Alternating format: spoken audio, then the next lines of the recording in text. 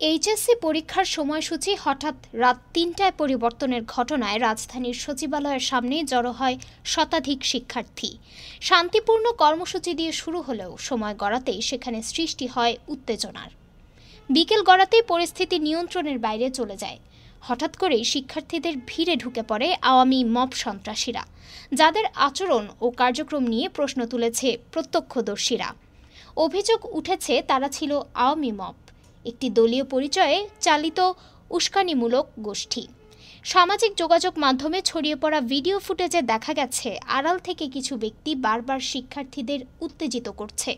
প্রত্যক্ষদর্শীদের ভাষ্যমতে শিক্ষার্থীরা মূলত স্লোগান দিয়ে সচিবালয়ের সামনে অবস্থান করছিল। তারা চেয়েছিল শিক্ষা মন্ত্রণালয়ের কাছে তাদের ক্ষোভ তুলে ধরতে। কিন্তু বিক্ষোভের ভেতরে ঢুকে পড়ে একদল যুবক। তাদের কেউ কেউ মুখ থেকে, কেউ দলীয় সাংগঠনিক ঢঙে চিৎকার করে পুলিশের সঙ্গে সংঘাতে উস্কে দেয়। পুলিশের উপর ইট পাটকেল নিক্ষেপ করে সচিবালয়ের গেটে ভাঙচুর চালায়। আর ঠিক তখনই শুরু হয় পুলিশের লাঠিচার্জ, টিয়ারশেল।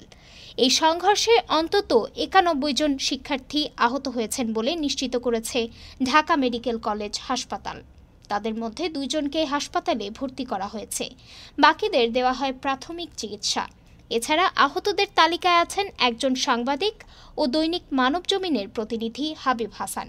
এসব তথ্য নিশ্চিত করেছেন ঢাকা মেডিকেল কলেজ পুলিশ ক্যাম্পের ইনচার্জ পরিদর্শক মোহাম্মদ ফারুক।